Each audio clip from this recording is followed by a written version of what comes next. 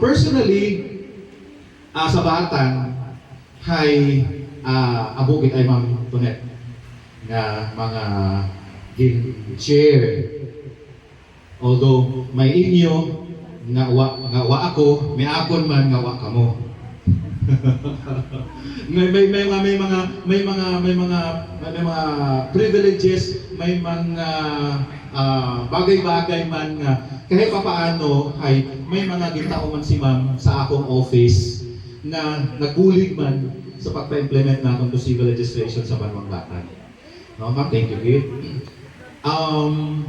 Sa aton siguro nga grupo hay although kay Sir Blas madalian yung ako nimo katong hakiibahan hay bukod kasing pareho ro aton nga especially ako ro aton nga mga ha experience nga mga privileges at mga support.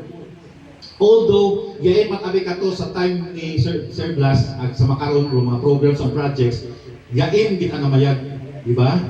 Kabaabo gid ang makaron do mga ginapa-implement kato no ginapa-pasunod nga mga bag-ong nga mga innovations sa aton nga trabaho. So no choice, kinahanglan mag-atiguhan kita, kinahanglan nga aton gid nga tinguhaon nga bukon mag-perfect gid hay amat-amat ng kitang gatiguhan sa aton nga mga baguhan nga mga members, especially sa bukod pag mga full-fledged nga mga civil adjustment hay ayon ka maghuya-huya na magpakutana magpakagulig para mairaos mo kasi makaroon man kami kato sa association siguro in general kapangaga taon kami kinasalamat sa imo kita na bukod 100% para kakon a 1,000% na pag-support sa tagsa-tagsa ng mga programs and activities Aklan Civil Adjusters Association as mga programs and activities in Philippine Statistics Authority. So, habang kung aniki mo kaina on our way to Rojas City after imong retirement, ano makon imong pagkaabalahan after imong retirement. So, sayo mo tanapon imo nga ikaw hay wa kamating very active ginawa kita kapahuway sayo naton nga masinwaw imo sa office, masiniyaw imo sa anong private nga life hay aktibo man nagihapon si Ma'am.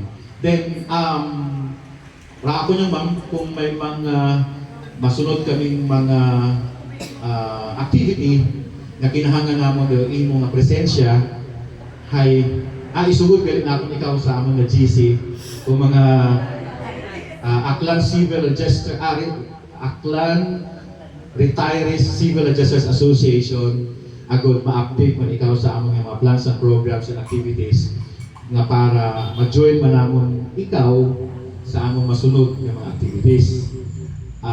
Basta lang available ikaw kung ano ra among iset sa sunod namon nga mga activity related sa ACRA.